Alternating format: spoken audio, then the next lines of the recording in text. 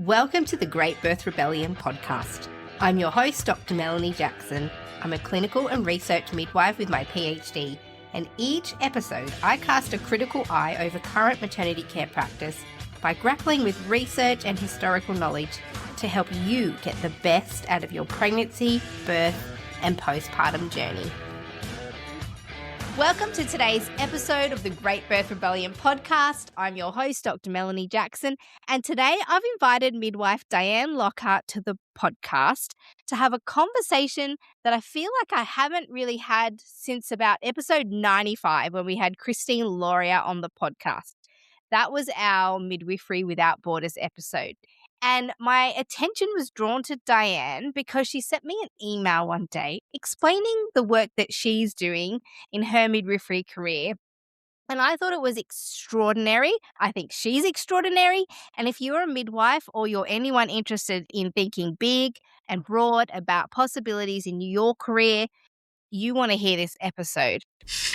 While you're here, I want to take a little break in our programming to let you know how I met Diane. She emailed me because I'd sent out an email to all the people on my mailing list about the Assembly of Rebellious Midwives. Diane responded saying it sounded amazing, but she just couldn't possibly be a part of it because of all of her work that she's doing. She can't actually afford to be part of the Assembly. But Diane is just the type of person who I wanted in the Assembly. Part of the way that I'm supporting the Amani Birth Center is to offer free membership to the Assembly for the midwives and for Diane there at the Amani Birth Center. But something you can do if you want to continue working in a woman-centered way to enhance your skills as a midwife, to not feel like the black sheep in every maternity care setting, join the Assembly of Rebellious Midwives. I'm in there. We meet almost every week to discuss research, cases. We've got the Journal Club. I'm there. It's the way to connect directly with me. It's the inner circle of rebellious midwives, and I'd like to invite you to join the Assembly. All the details are in the link. It's for any midwife all over the world. I'll see you in the Assembly. This is one of our Wise Women episodes where I showcase wise and rebellious midwives who are doing extraordinary things for women and midwifery. And Diane is a midwife who clearly just wants to help women.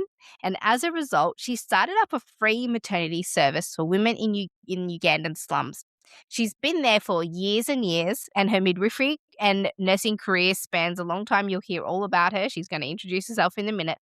But Diane is proud to share also, and this is what really stuck out to me with her story, in all the years that she's been in Uganda, never has their service lost a woman or baby in childbirth. And that's significant as you'll hear, in the location that she's in. Diane will talk to us about the Amani Birth Center, which is located in Uganda. And they have very few opportunities for sophisticated medical intervention during birth. The women birth physiologically with the midwives. And in this interview, you are going to learn about how Diane has set it up and how she keeps the outcomes so great in these circumstances. Welcome, Diane. Hi, Melanie. How are you? I'm well, thank you. That was a very long bio. I'm just really excited about having you here. I'm really excited to be here. I'm so glad that you emailed me, because when I saw your email, I thought, oh my gosh, I have to speak to this woman. And then when I did, I thought, now everybody else needs to know about what you're doing. So if you could yourself introduce who you are and what your, a bit of an overview of your career, and then we can jump into what you're doing now. Okay, so first of all, thank you so much for inviting me on. I'm not very familiar with doing all these podcast things, so I feel very important. You are. So my name is Diane Lockhart. I am born and bred in Northern Ireland. I've done all my training in Northern Ireland, and that started back in 1989. And I trained as a general and sick children's nurse, so a registered general and registered sick children's nurse. I did the old-fashioned training when midwives and nurses, we wore little frilly hats and capes. And to be honest with you, I think There is no better training that I could have had. And I just said to my daughter last night that if was having to do midwifery again, I don't think I would pass. I don't think I would be able to do it, because it's almost like a little mini medical degree now, what is being expected of them. So I staffed in pediatrics for about 10 years, and that was pediatrics and neonatal. And then I decided to be a midwife, and that was when I started my midwifery training. So it was about 1998 I started my midwifery training.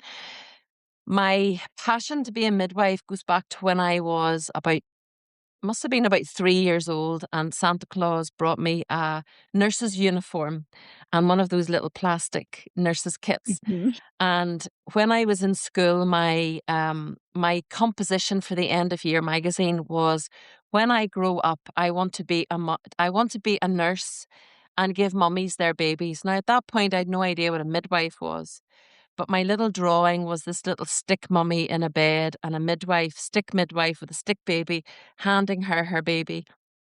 And it never registered with me until years and years into my training. And I thought, even back then, I had this passion to give mummies their babies. It's been such an amazing career. I've been very, very fortunate. So I've been working as a midwife for about 26 years. During that time, I worked for 2 years. I specialised as a breastfeeding coordinator. I did my lactation consultancy exams. I built my way up. I did my degree. I did my postgrad, and so on and so on. And then I decided, yeah, it's time to be back in Uganda again. I have travelled to Uganda back and forth since 1989. It was actually in Uganda that it reignited that passion. This is what a midwife is. Just before I started my nurse training, I got to go on like a mission trip with a group of young people, and I was working in a hospital with the midwives. And I watched for 5 weeks. I just stood and watched in awe. These student midwives, babies, babies, babies, every day, like they don't have separate rooms. They have a bed with a curtain, a bed with a curtain, a bed with a curtain. And I literally just stood watching these babies emerge each day. And at that point, although I wanted to be a nurse first, I knew that one day I would be a midwife. Mm. So here I am now, almost 10 years in Uganda. 1989, you said you first Yeah. went to Uganda, and Yes. then you came back, did midwifery in Ireland, and I did 4 years nurse, general and pediatric nursing, because Mhm. in those days you couldn't go straight into a speciality. You had to do general nursing first. And Right. then in those days you had to staff for like 18 months before you would go on to be a midwife. Well, let's fast forward all the way to now. Mhm. What are you doing in Uganda? What have you set up? And I feel like as we have this conversation, all of the rest of the story that unfolded Yeah. is going to build. So, can you take us to where you are now and what led you there? Because this is, I mean, it's the juicy part, isn't it? This is the stressful part. I think when I was at a friend's house last night, and she has one of these spotlights in her bathroom, and I suddenly looked at the top of my head and I went, "Oh, look at all those grey hairs. Where have they all come from?" I think that's probably that's the effect of it. So, like I said, since 1989, I went backwards and forwards to Uganda on a number of occasions, different with different teams. I went out with a medical team. I went out with church teams. I went out with various teams. And in 2010 and 11, I went out. Just independently as a midwife, and I was working in one of the big private hospitals, simply because I knew the doctor who works there. He's actually an Irishman, and I was working as a midwife, but it was a sort of non-clinical midwife, which of course doesn't quite suit me. I have to be hands-on, but I was there doing teaching and lecturing and so on, with a bit of clinical teaching, of course. But it just wasn't quite registering with me, and I asked to be moved down to one of the other local government facilities, just to help out with that. And that was where I really found this group of women that was in one of the slum communities. Now, a lot of people will say, you can't use that term. It's a very derogatory term. That is the term they use to name the area that I'm working in, and it's called Namuwongo slum. And there's a number of slum communities. So even on the map, that's what it's called. And I suddenly started to see that desperate need that I knew was there. But as I had been working in a private hospital, it had sort of overshadowed the fact of why I was actually there. And I it suddenly just registered, why am I here? Mhm. I'm a decent midwife, but I'm working in a hospital where people have lots of money. They can afford good care. And actually, I find there was an elitism within those midwives. You know, 20, 35 years ago when I first came to Uganda, it was all very, very substandard. It was mission hospitals. They had no gloves, they had no catheters, they had no anything. Everything was having to be sent from outside. Um, but the midwives had amazing skills. I'll always remember those skills right back in 1989. They had amazing skills of instinct and intuition. Mhm. So I slowly got to know the community that I'm now in. And that was where my passion started to arise because I thought these are the women that are most needing those skills. They're needing the good midwifery skills, but they don't have money to pay for it. I Mhm. was only there for 2 years. I was actually there with voluntary services overseas with VSO. So I only had 2 years and I went back to Ireland just for a couple of years. My daughter was going into sort of P6, P7 at that point. So I thought we'll go home for a couple of years and then we'll come back out again. I'll have a think is exactly what I want to do about funding, how I'm going to pay for it. And at the end of that 2 years back home, I was diagnosed with breast cancer. Mhm. So that sort of put a hiatus on life for a little while. I went through my treatment and so on. And then I came back out again. But during that 2 years that I was home and I went back into midwifery, I think it was just on that cusp of the years where things were starting to change. The way I trained as a midwife was we were trained as midwives. We were autonomous practitioners. We were respected by obstetricians. We were responsible for low risk women. And the only time we got the doctors in was when there was a complication. Mhm. And I was working in community at the time. And unfortunately, uh, those chinks of bullying and litigation were starting to come through. Mhm. And I just started to get this sense that things are getting very dangerous here. And I did have a personality in my field who sort of picked on me for no good reason at all. And it just got to such a head that I thought I can't do this anymore. This is not what I trained to do. Mhm. And during my treatment for my breast cancer, I suddenly had this epiphany. I don't want to be a midwife anymore. I'm not going back. I'm not missing it. I'm not going back. I'm not missing this threat of investigation if you put one foot wrong. And I was hearing stories of friends of mine who were all under these investigations for, I don't even know what reason they were under investigation for.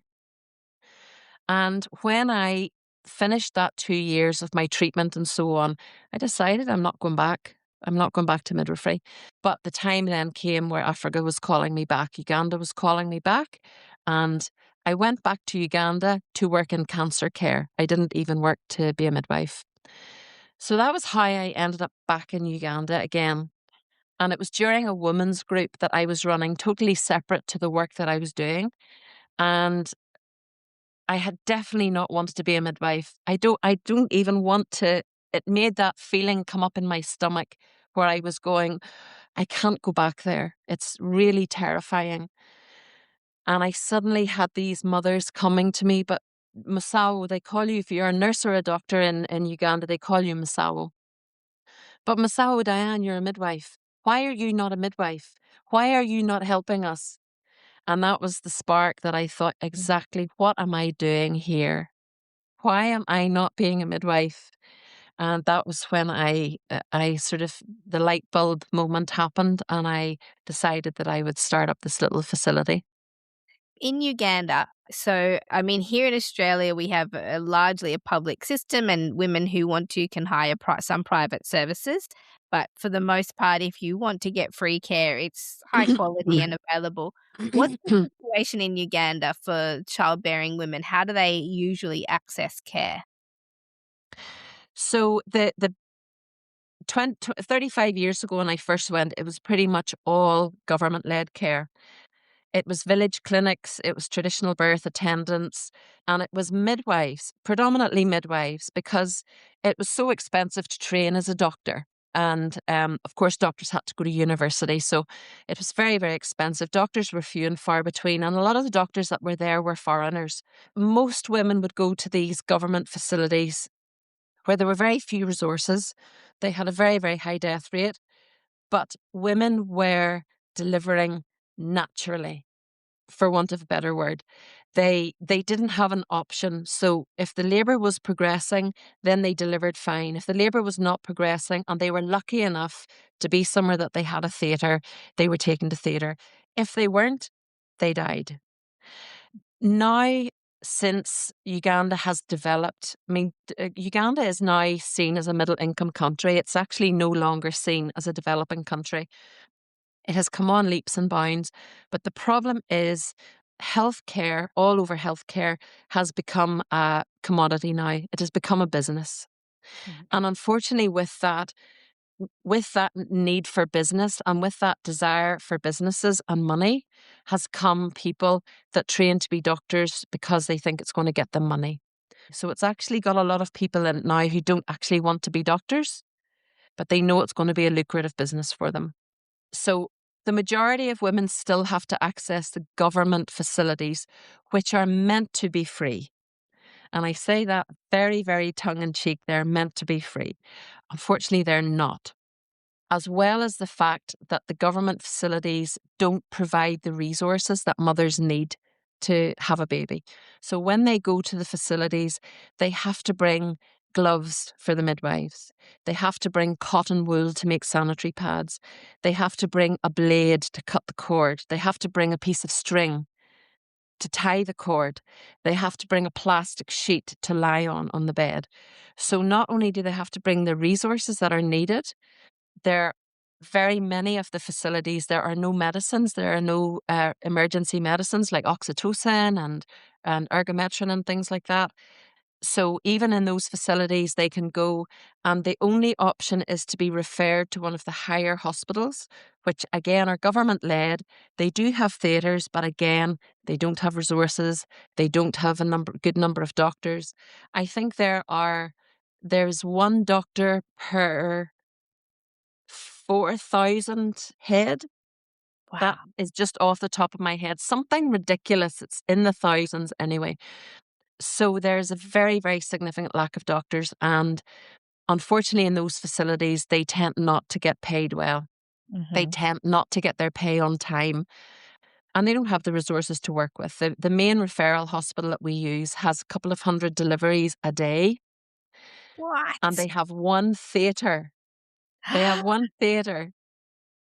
They frequently will have a few hundred women on the wards at one time, whether they be in labour, whether they be postnatal. And one of the hospitals has one theatre that does all of the obstetrics and the gynecology. So we could refer a mother with an obstruction and there could be 20 women in a queue before her. The other side of the fence is that if you have any money, you can go to one of these private facilities. Now, according to somewhere in America, for example, where they're having to pay huge amounts of money to get into care, Ugandans don't. It's for an American to go into a private facility in Uganda, it's very, very cheap. Mm. But for women who are living in our community, where for those who are working, I think I would say over 60, 70% are not working. But for those that are working, you're looking at about maybe $2 American a day as their salary. So as soon as you go into the hospital, you have to pay money and it tops up every day. You literally pay per day that you're there. You pay for the resources. So you could be coming out maybe with a couple of $1,000 bill from these private facilities. Mm. So if you have the money, you can get reasonable care. But the problem is, literally you walk across the road from one of the hospitals and you're into a slum community. You cross 5 minutes and you're into one of the most expensive hospitals. So there's a very, very big disparity. And that was why this woman just drew my passion. Just to hear their stories of what happens when they go into the hospitals, the numbers of babies they've lost. You could still have maybe women that have had 5 babies. They've maybe lost 2 or 3 of them. And there was a fear of birth. There was not just a normal anxiety that many women have going into give birth. They're anxious, of course, it's an anxious time, but these women were terrified. And that was where the name Amani came for, because Amani is Swahili for peaceful. And our motto is birth without fear. So that was the whole purpose of it, was to try and at least alleviate this fear that they have and try and encourage them to come to the facility. Because of this fear, a lot of women were not attending the facilities. They didn't have the money to pay the bribes. They didn't have the money to pay for the resources, so they would stay at home. And is Which that what happens? So Hmm. either they pay money to go to one of these facilities and get whatever care is on offer and whoever is available, Yes. or else without that money, they're giving birth at home with is anybody coming to them traditionally trained or professionally trained, or do they typically expect to give birth on their own? Most will give birth on their own. Sometimes there's a lot of little illegal clinics down in the slum. There's a lot of nurses and midwives who can't afford to pay for their registration. Mm. So they buy some drugs and they run drug shops. They run like little small pharmacies. Mhm. And what they will do is they're maybe trained nurses or midwives, but they just can't afford to keep up their registration. So they open these drug shops again because it's fast money. So there's a lot of things that they try and fill in their time, their care with. But a lot of them will deliver at home normally, just on their own. Even going to the government facilities, and this is where I've got to be very careful. The money that they pay into these facilities is not an official fee. It's more of there are 20 women in front of me. I am very badly in need, and therefore, please, you need to save my life. There's a facilitation. They call it a facilitation. And that is how women get to jump the queue, which just means that the women that don't have access to that facilitation, they're left at number 20 in the queue with an obstructed labour or a baby that has already died. And the government just turns a blind eye to this, or is this kind of well known and they just allow it? It's well known. That's all I'll say. Yeah, sure. And you're Yes, there, it's well known. there's a lot of it sounds like there's health workers who go and work illegally, but you're there legally. You've sought registration Yes, in Uganda, and midwifery is regulated in Uganda, is that right? yes, yes. Yep. Very, very much so, and very much needed. I know that there's a lot of midwives in other countries, you know, rich countries that complain because they have to be regulated. I personally am very much in the middle of that, in that I believe that there needs to be some sort of regulation of midwives practicing, especially in a country like I'm working at the minute, because without any sort of regulation, there is no guarantee that the training that somebody has is going to be able to manage in those situations where you have the emergencies. Like any midwife will know, the skill of midwifery is not in delivering the baby. And I know that people hate that term, delivering the baby, but for want of better words, there is very little skill in actually assisting a baby out of a woman. Mhm, The skill is in knowing what to do when it doesn't happen as it should do. mhm. And that's, I think, where that regulation is needed, because so many people in many countries are practicing, and 9 times out of 10, babies come out perfectly fine. But it's that one case, like I'm sure everybody's been hearing the recent free birth stories that have been circulating social media. Those mothers have every right to do that. But as midwives, we have chosen a career where we can help prevent that happening. And we don't have to be there all the time with our hands inside and examining people. And we don't have to be there in that space. For me, I sit behind. I sit and I watch and I observe. I do my observations, I do my monitoring, but it's still the woman's space. So I'm very much middle of the road, but somewhere like Uganda, there has to be regulation. Yeah. There has to be a level of training to save these women's lives. I agree with you. I think regulation keeps the profession safe, but also helps women to know what the minimum expected standard of a midwife Yes, is. exactly. So that when women say, I want a midwife, they know they're getting one that is trained, that's professional, that Exactly. checks and balances. Okay. So Uganda, we've got kind of a tiered system that a little bit relies on bribes and that whoever can pay gets care. Facilitation. Facilitation, Don't okay. use bribe. So Facilitation. not Yes. bribe, facilitation, Yes. and this is kind of a social, cultural, thing that's developed Yes. through maternity care. The problem is that there's a large number of women who can't afford to get care that they need, Yes. and that means they have to be alone or, I guess, seek the care of maybe another unregulated healthcare provider. Yes. So then you set up Amani Birth Center Mm. in what's the name of the slum called again? It's called Namawongo Slum, Namawongu and it's Slum, the railway line. There's a railway line. It's very commonly known as the railway slum. the railway slum. Yes. And you've you built this thing. So this is what is astonishing to me is that you opened this place really not even wanting to be a midwife, but I feel like you felt a responsibility to this. And you just think, "I just have to. I can't not."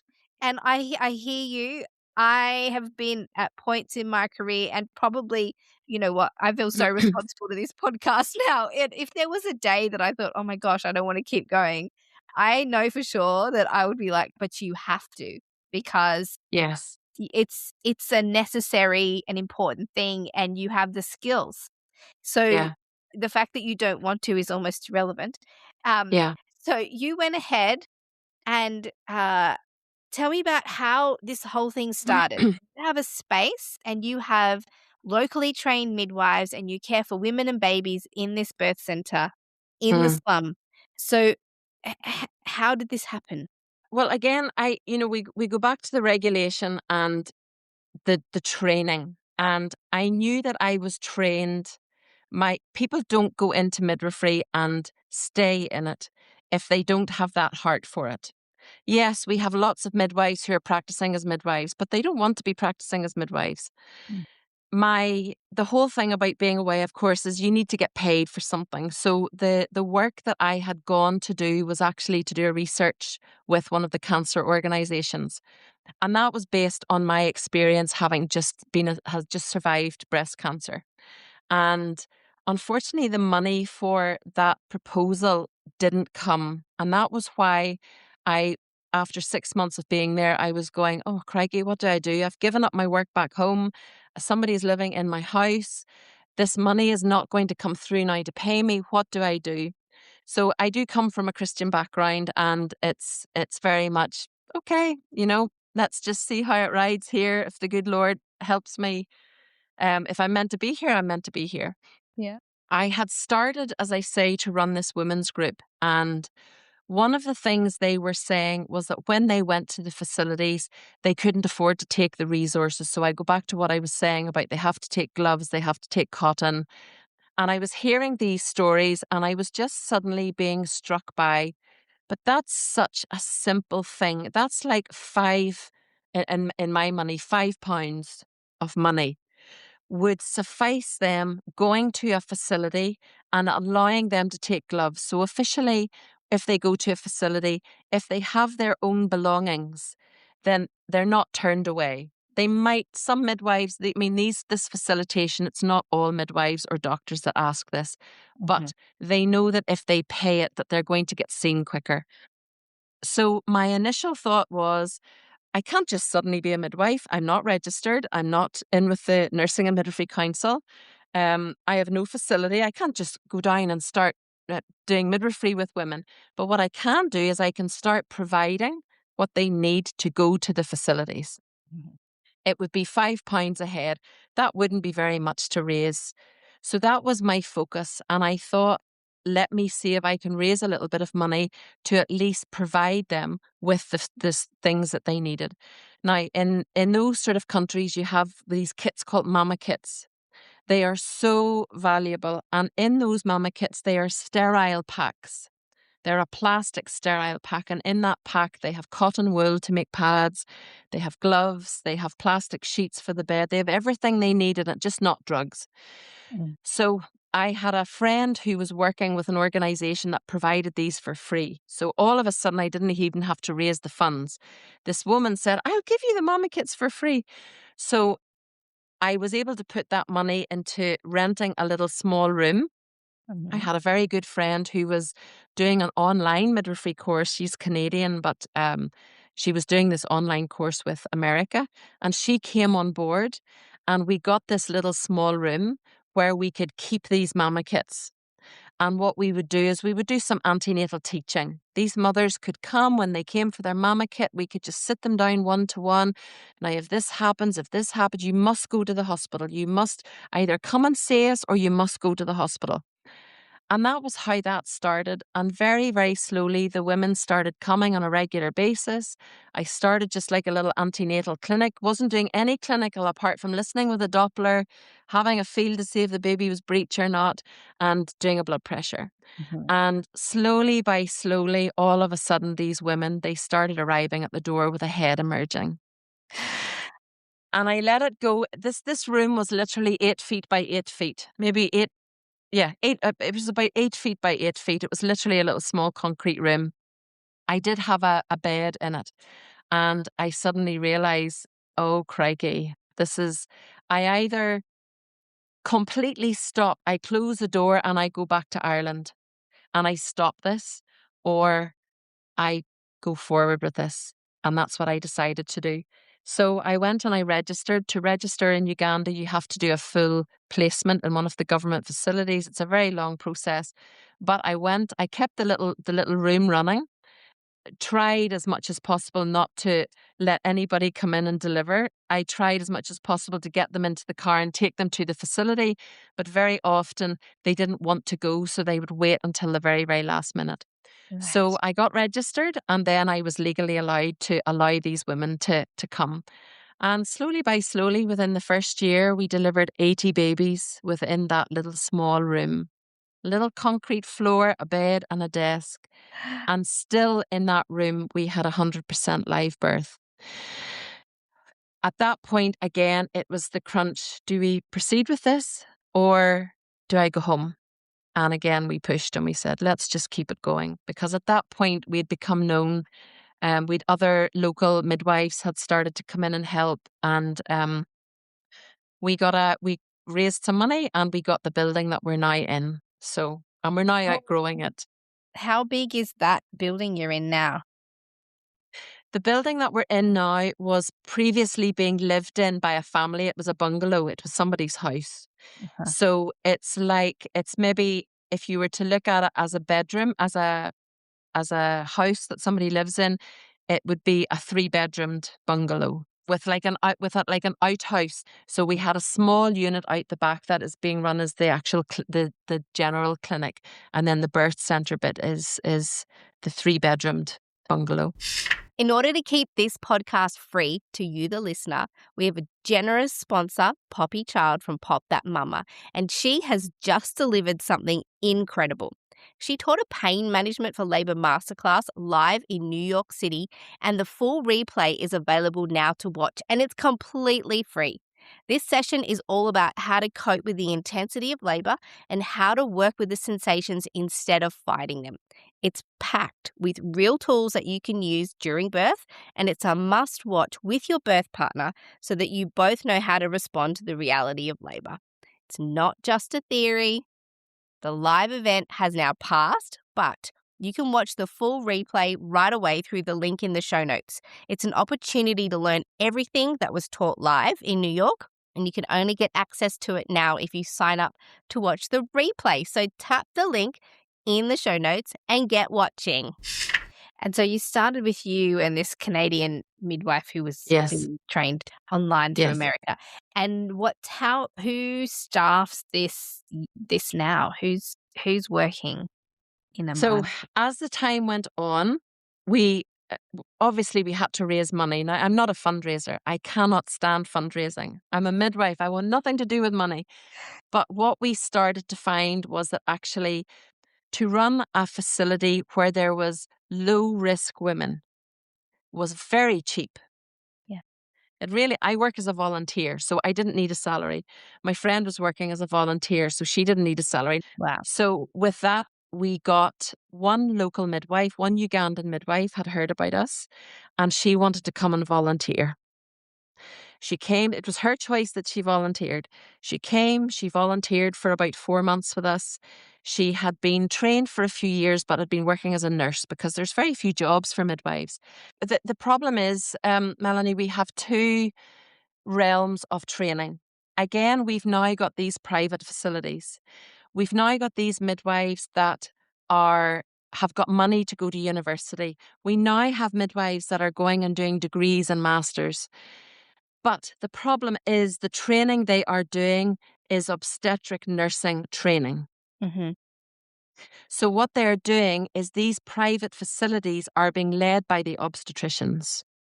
Right. So they're not Normal birth training does not line the pocket of an obstetrician. Medicalized birth lines the problem. So these midwives are coming out trained to be obstetric nurses. They are being called midwives. But when they get into that field, they are obstetric nurses.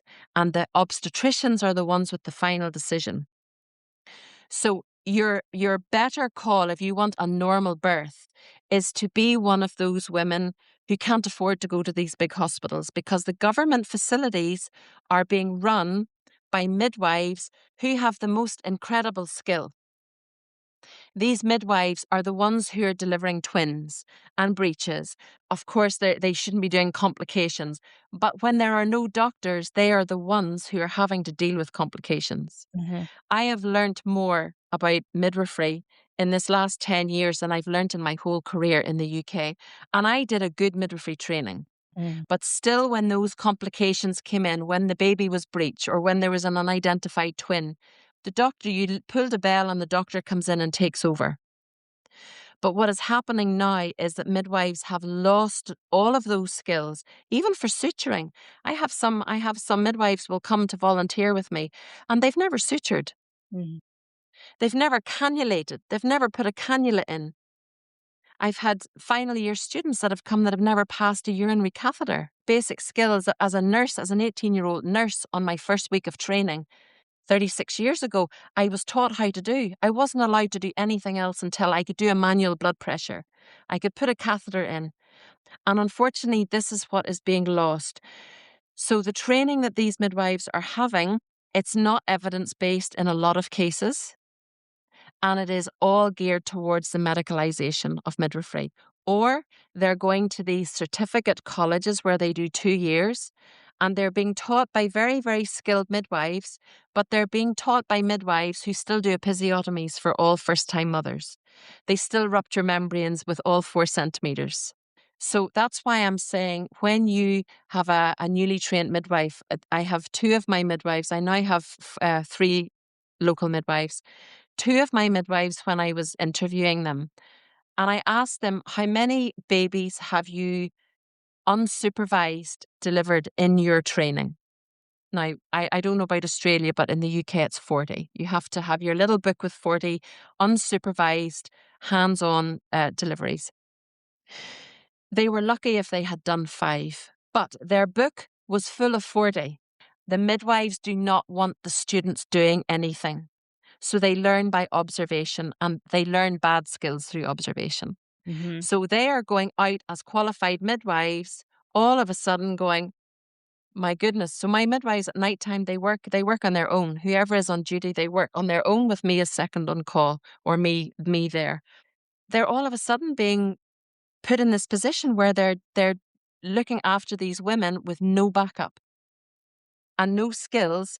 They're not recognizing the difference between normal, low, maybe there's a nuchal arm or something that's causing a little bit of vaginal bleeding, Mm-hmm. and somebody that's having a major abruption. Mm-hmm. They don't have those basic skills. And unfortunately, that's where lives are being lost. What are you doing there then? Because you've got such amazing statistics.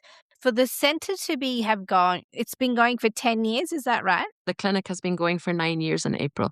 And you're saying under your care at the clinic, no woman or baby has died during childbirth. Yes. So what are your midwives doing there? Well, not your midwives, but the midwives who are staffing the Amani Birth Center. What do you believe it is that you are doing there that's leading to these incredible outcomes in a place where that should not be happening? They are being allowed to work as midwives, low risk experts. They have come in with their basic training, and we've trained them up to be observant. We don't have scans. We have a little portable scanner that was actually donated by somebody from Australia many years ago. So we can go on, and if we think on palpation that we think a baby is maybe breech, yes, we can put the scan on, but we're not trained ultrasonographers. Our hands, our eyes, our ears, our noses are our tools of our trade, Mm-hmm. because any midwife with any experience should be able to tell the difference between a head and a bottom. Now, granted, it's not always easy, and we do use that scanner as a backup to say yes. So we put the scanner on very quickly, and yes, we confirm that the baby is head or bum down. I think because of how we started, we had almost a full year without having mothers coming delivering babies. It was very, very much preventative. It was very much antenatal. Even before I got the clinic, the teaching I was doing with the mothers down in the slum was teaching. It was preventative. What do you do if you've got lower abdominal pain? What do you do if you've got malaria? What do you do if you see a little bit of blood? And it was about empowering them with the knowledge. Okay, Masao Diane said that a little bit of bleeding can sometimes be normal in labour, but I'm only 24 weeks. So I need to go to the facility and I need to get checked. Mm-hmm. So it was teaching the women what is normal and what is not normal. When we then started to build on the antenatal clinics, a huge part of our work is antenatal. I would say out of the mothers that come to us for antenatal, there's maybe only a third of them will deliver with us. Mm-hmm. We have a very transient community. A lot of the women, they come in for a few months, then they go back to the village. We are just like that stepping stone. So we average about 30 deliveries a month. Mm-hmm. So I would say but in a week, we maybe have 200, 300 women come for antenatal. So only about a third of the women actually come to us to deliver. So a huge part of what we do is that antenatal, and it's that basic talking to a mother. Did the midwife listen to the heartbeat when you were in labour? These women are not monitored in labour. Mm. They go into the hospital, somebody sticks their fingers in, they say you're 4 centimetres, go outside, walk around, come back when you want to push. So They come back. they're not They're getting not. labour care. They're just No, right. they're not. They're not. And that's the frustrating thing for us, because when we have to refer somebody with a complication, we know that that's what they're going to. We could send somebody at 9 centimetres. One occasion I sent a mother and she was a gravid at 8. I mean, this was not her first baby. She had all normal deliveries before. She obstructed at 8 centimetres. Mm. She was for 4 hours at 8 centimetres at 9 o'clock at night. And it was in the days when there was only, when we didn't have the same staff that we have. So at night time, we had to transfer her because we didn't have the safe environment for her to be in to monitor, to put up oxytocin or whatever. So we sent her. She pushed that baby at 9 o'clock the next morning, Mm. 12 hours later, from 8 centimetres, and it was stillborn. Mm. So legally, we have to refer at a certain point, but that's what we're having to refer to unless we pay for them to go to one of these private facilities, which we can't do all the time. Right. So you're So, offering care free at the point, so yes, they come to you and you don't charge them anything. no, no, And I mean, I'm a home birth midwife, and about yes, 90% of my clients will quite happily be fine, give birth at home. And we transfer yes, about 10% of women. So yes, that sounds like the same thing as what you're doing. If everything's exactly. fine, no dramas, they give birth there. And Yes, then if they need to, you transfer them out. yes, So how do you fund this? I mean, there's obviously bare minimum equipment, yes, which, you know, and even as a home birth midwife, the equipment is not the expensive part really. yes, yes, But how are you supporting the whole center and the staff? And you must need some sort of supplies. yes. Yeah, how's that So happen? our biggest cost is, I mean, it is a midwife-led unit. So we, as you say, we don't need a lot of equipment. We don't promote ourselves as a high-risk clinic. Mm, So we continue to do the antenatal, even for the high-risk mothers. But this is where we try and build those relationships with the hospitals so that if we pick up a mother that has borderline high blood pressure, we'll refer, we'll get the obstetrician to prescribe the medicines.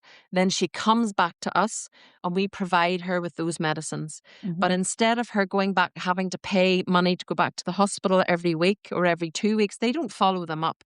Somebody with a diastolic of 100, they start them on medication and then they send them home and they say, come back in 2 weeks. mm, But what we then do is we pick it up and we say, right, there's your medication. Come back tomorrow. Come back tomorrow. When that has stabilized, then we get them to come back in 3 days. Then we start saying as soon as it goes up again, then we send them back to the hospital. mhm, So the actual running of the facility, the biggest costs are our rent, our salaries for our staff, and the basic monthly routine medicines. So, a small range of antibiotics for when they come with UTIs. We do have a laboratory, which is probably our biggest cost. Um, all of our mothers, being in the slum, we have a lot of HIV and we have a lot of syphilis. And those are, unfortunately, especially the syphilis, is a very, very high risk for mothers, obviously, in pregnancy. mm, So, mothers are tested every 3 months for HIV and they're tested once in their pregnancy for syphilis. We do their blood group. So the lab is probably the highest cost to actually buy those kits. In terms of the medicines, we have very, very few medicines, not because we don't need them, but because we don't use them. mm, Once they become out of the low risk category, then they go to the hospitals. And then we provide what we can. We have one main charity called Mama Imara, and that's a Canadian charity, and that was based with Courtney, who was the student midwife who at the time was around when the clinic started. And she and her mum set up a foundation way back at the beginning to help us build up on that. So they cover a few of our salaries, they cover the rent, and they cover probably about half of our medicines now. It used to be the complete medicines, but now that we've almost trebled in numbers. So we are now getting other funding, having to get other funding coming in. We have also doubled in our staff. We now have a full team of 8 staff. mm, So if we employ a new member of staff, we have to find them a sponsor. But our biggest need is to be able to support those women who we feel are genuinely at high risk.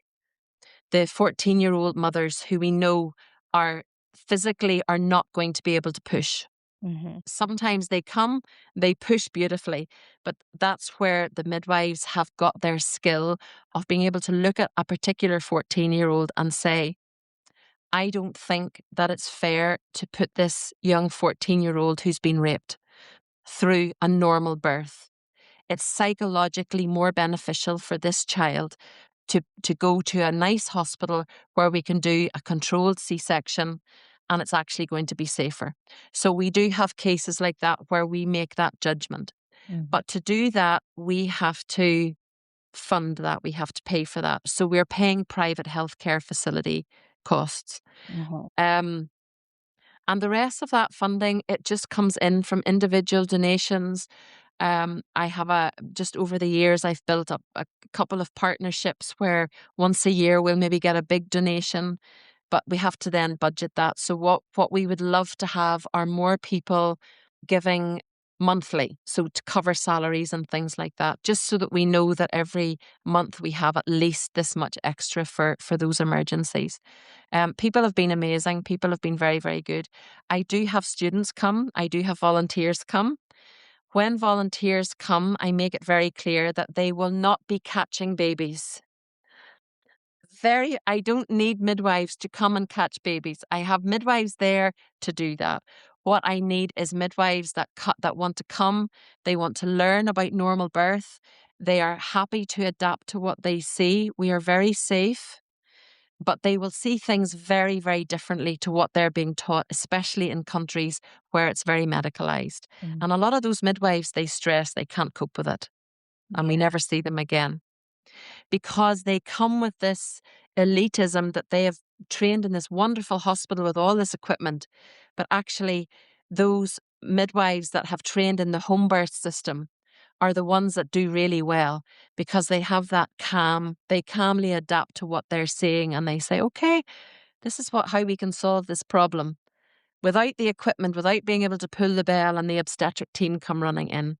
Yeah. So it's a very difficult community, that there's a lot of social needs as well. So it's not just the midwifery side of things. As you know, that if you look at a woman who's being abused in the home, or she's been raped, or she's got syphilis, or she's got HIV, or she has no food, or she's sleeping on a street corner, those are all going to impact her pregnancy. So as a facility, we try and we manage the needs of all of those things as well, as part of their package. Mm. So it's all individual funding from all over, and sponsorship. I love to have the sponsorship for the staff, so that that person who's sponsoring can somehow build up a relationship with that member of staff.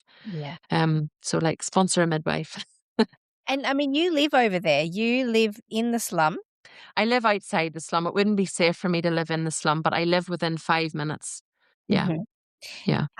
I mean, you don't take a wage. So this is, I mean, you are bootstrapping this entire thing. Well, as I say, I go back to what I said about I've learned more about midwifery in the last 10 years. And I had done a few home births at home with a team of midwives where I worked. And Kampala, the city, has a lot of expats in it. They have a lot of missionaries come in, they have a lot of NGO workers come in. And those NGO workers come in with their families and they get pregnant, and they don't want to go into the hospitals. So that started a little bit of a ball rolling in terms of me being the known home birth midwife. So Mhm. I do go around with my little basket, and I do some homework at my home births. Still about a tenth of the cost that they would be paying in America, but I absolutely love it. And I would usually have about 2 home births a month, maybe. And that just gets me enough to pay my rent, to keep me there, to run the car. So I do okay. I do okay. Incredible. Okay, so you're living just outside the slum, making Yes. money. People are paying you private fees to attend their home births, the ones who can afford it. Again, it's more seen as a donation, because some of that any residual then goes to the clinic. So it's not seen as I'm not working as such. But yes, they pay me like a donation, and Mhm. then part of that goes to the slum once my costs are covered. And this whole the birth center is legal. It's not as if you're operating illegally. It's No, it's kind of very not. legal. It's yeah. So it's all Yeah. above board. I guess my question is, what's next? You know, if the center closed down for those women, they would just go back to, you know, the situation at the hospitals or Mm. giving birth at home. How, I mean, for the people listening, what can we Um, do to help you keep this going? I think what we've come to the stage now, Mel, is we have to grow. As I say, when I went out to Uganda, I didn't go out to build a birth center. It was the last thing on my mind. And every year I say, what am I doing?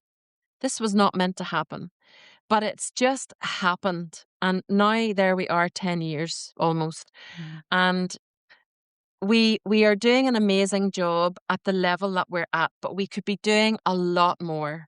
Now, what you also have to understand is that culturally, there's a very, very different work ethic.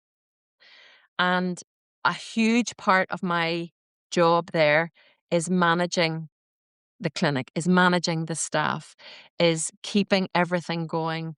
There is a culture where if there's no mothers there, then there's no work to be done. Mhm. Whereas you and I will be looking at the cupboards and we'll be going, the cupboards need tidied, or we've no medicines, we need to do a stock check, or we're in this community with 40,000 people.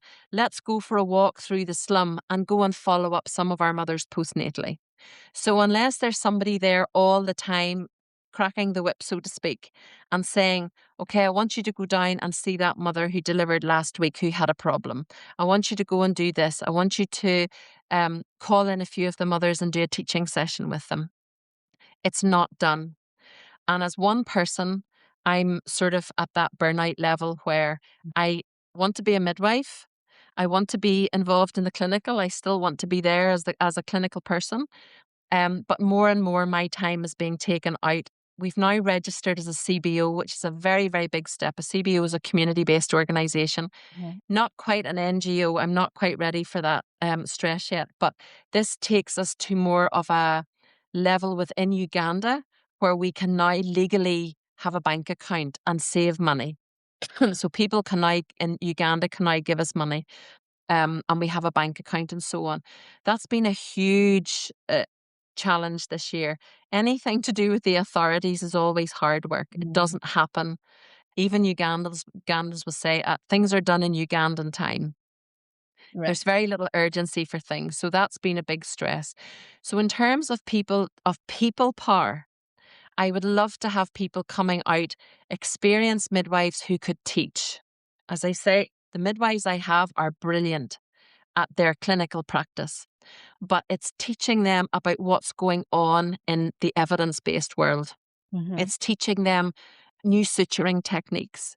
It's teaching them, it's supporting them. But that then means that it doesn't have to be midwives come. It could be nurses. It could be doulas. It could be anybody that is willing to come in and fit in with us and not come in above us. They don't need to come in above us. Yeah. Those midwives have been brought up to a level that you won't see in the rest of Uganda. And there is nowhere else that you will have a facility that can say that they've 100% live birth rate. Yeah. So they are, even in cases where there's big PPHs, those midwives are managing those midwives single-handedly sometimes. And we very, very rarely have to transfer even PPHs. So we've got oxytocin and we've got misoprostol. We can't, unfortunately, we don't have symptometrin. I'm still trying to find ergometrin, but the whole thing is we have very few PPHs because our lack of intervention is meaning that the PPHs are not happening. Yeah. So you're really prioritizing physiology in order to minimize the amount of complications. Yes. They get their oxytocin, but then they push their placentas theirself. We don't cut the cord until after the placenta's out. Right. So And so little you think things like that. active management for the third stage for everything? We sort of have to, because that's, if something was to happen and a mother was to have a PPH and she was to die, we would be shut down. So there are certain things that we have to be seen to be, and we follow everything that's done in guidelines by the Ministry of Health. We have to follow that. So the guidelines are that all women get their oxytocin. Now, in defense of that, we have never seen problems with mothers breastfeeding. We've never seen problems with a higher risk of postnatal depression. We never, ever have a baby that leaves that facility having not breastfed within the first 10, 15 minutes. So culturally, this is very different. And the mothers, they come in, they deliver, they go home within a few hours.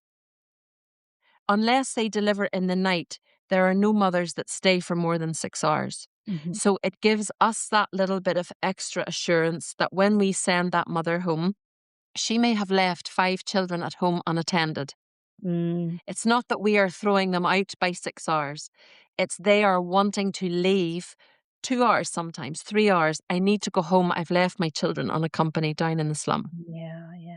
So it gives us that little bit of reassurance that if something was to happen and come back on us, then we have been seen to be doing everything that the Ministry of Health are telling us we have to be doing. Right. And it's we have very, very low numbers of PPHs, very low. And actually, the majority of the PPHs that we've had have ended up being cervical tear because of a Mm. very precipitate labour. I mean, what are your this is, I'm gonna ask few last questions.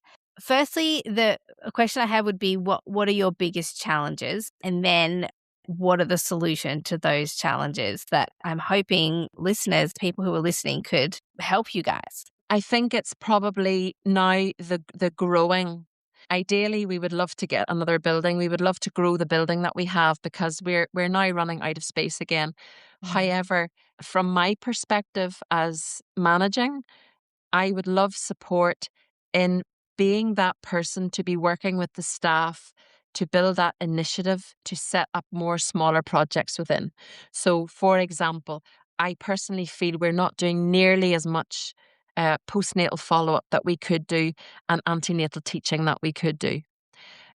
Teaching the midwives about setting up their own little antenatal programs, giving them that initiative, walking with them as we build up that service of going down into the slum and following up the postnatals, giving them ideas because that's not a normal thing that's done. They don't do postnatal follow-up. We do postnatal follow-up, but again, we might have only one or two midwives on duty at any shift because we've only got 4 midwives, including me. We don't have that staff always to be able to go down and leave the staff, the place unaccompanied, unattended. So people with an interest in teaching to come out and help us grow within what we have. And of course, financially, as I say, in the next year or two, I would love to either buy our building and then we can extend on it, we can build it up. We had an opportunity about a year ago that somebody offered us another building. And when I said to the staff, they one of them actually started crying and they said, "But Diane, we can't leave here." I said, "But this is a lovely, lovely big new building." "No, we can't leave here. We can't leave here. We're right there in the slum and we have mothers walking past the gate and we're looking out the gate and we see them and we're waving and they're coming in with their babies after months just to say hello. And we're now well known in that community that Amani is there. Mothers will run to us with babies that need resuscitated. People will come with injuries and so on. Mm. So I would love ideally to buy that building and to make it better is to Mhm. extend on it and at least start on that. So anybody with an interest, especially in teaching and management Mhm. So and even basically, HR, okay, so you need some people with organizational management and business skill, some fundraising, and some people that are fundraising. good at writing proposals for fundraising, all those sorts of things. Can I ask the ballpark, if you were say you were to buy that building in US or US dollars or Australian dollars or pounds or however how much would that cost? As a guess, I would say it wouldn't exceed maybe $100,000. It's a small building and it's in a slum community. There's a lot of renovation would need done on it, but it has the potential to give us more space. But again, then we would need to have more money for more staff. At the moment, we're managing, but for us to grow, we need more people coming in. And for me, I am badly in need of support in terms of that day to day working with the staff and keeping things going, not Mm. from a clinical necessarily from what happens in the clinic, but just boosting that motivation and that encouragement to sort of have a thought to build other services that we could be providing. Yes. Okay, so how and I'm gonna put all of these details in the show notes of this podcast, and anyone who gets the emails will get the details in their email. We've got 17,000 people on our mailing list. Wow. Hopefully, somebody out there has got some cash and we can help make this happen, or an interest in putting your body on the line and taking yourself out to Uganda and being of practical use Yeah. as well. Have you got an account that we can transfer into? Is that all official now? You said you're now a CBO. Yes. So, and it's literally this week. We are literally signing for the bank account. So we now have an account in Uganda that people can put money into. We now have a full board. So we now have a board of trustees that takes a huge pressure off me. We have an emergency fund, which is the one that I want to really try and build up, because if we have a mother that we feel is badly at risk, or we think that if we send to one of the government facilities and there's a delay, that we could lose either the mother or the baby, we want to be able to pay for them to go to one of these hospitals. If we were to grow the building, we could get our own theatre. Wow. Now, that's a massive step in Mm. which I would need complete support of an obstetrician coming in and training up an obstetrician and knowing how to set up a theatre. I mean, a theatre in Uganda is very different from a theatre in Uganda, in Australia or UK or whatever. It's very, very simple. So that is a possibility in the future.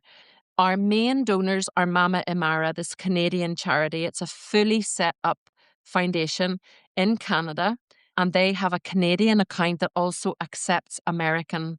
I think they're now registered for tax, for tax back in America as well.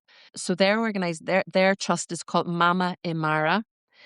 So a lot of people can put into that, and they are responsible, as I say, for paying a lot of our salaries and our rent. So without them, we have problems. They're our biggest donors. There's never anything residual. I mean, literally what they get is what they pay out each month. So we'd love to build on that. Otherwise, if it's a small donation and you think that there's going to be, when I say a small donation, people will send me like $10 and they'll just go, Diane, I wish I could send you more. But actually $10 will pay for 2 of our women to have a scan. Wow. So $10 in American dollars is 2 women having a 20-week scan. So the smallest amount, we have people that will give $10 a month. That's huge. A very small amount goes a long way. And also supplies, if they want to pay a bill for somebody. If we have a mother that goes to one of the hospitals, they can even pay the hospital directly. So Okay. there's that way as well. So there's lots of opportunities. Yes. And you've also got a beautiful YouTube video about your service. So what I'm going to put Yes. in the show notes is the YouTube video so everybody can watch and get a really Yes. visual understanding of what happens there. Yes. I'll put a way that they can be in contact with you, and if anybody's inspired to add to this work, you can get in Yes. contact with Diane, and we will make sure we link all the ways that people can donate. Yes. Now that we're a CBO, we're now Amani Mama's Initiative. I have to even get it into my own head. Amani Mama's Initiative. We now have a web page under Amani Mama's Initiative. It's not live yet because we're still building on it, but that will also have a donate button on it. There's a couple of other Amani organizations. There's a baby's home. There's a couple of other things.